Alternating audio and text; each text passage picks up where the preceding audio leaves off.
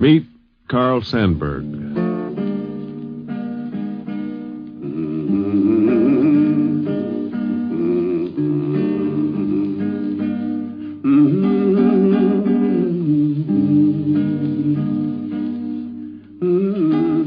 In the next hour, you'll hear, by transcription, the story of Carl Sandburg, a poet, a folk singer, an author, and a historian. You'll see his life as seen through the eyes of friends and relatives and critics of poetry and writers of history and the newspapermen who worked with him back in the old Chicago days. Meet Carl Sandburg.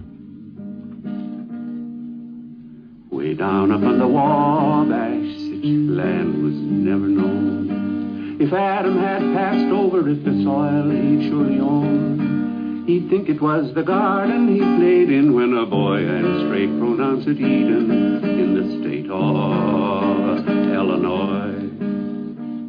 Then move your family westward, bring all your girls and boys, and cross that Shawnee Ferry to the state of Illinois.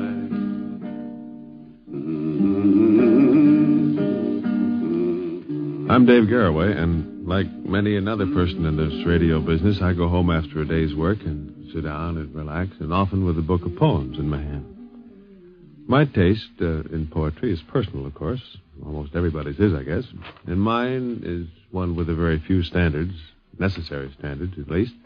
One thing, though, I love to understand the poet or the poem I'm reading.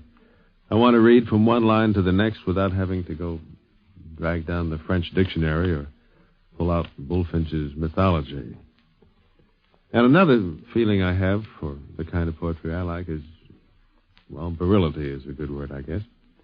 I like poets who make a sound, who boom and bang and write of things on the ground and high up in the sky, but out loud.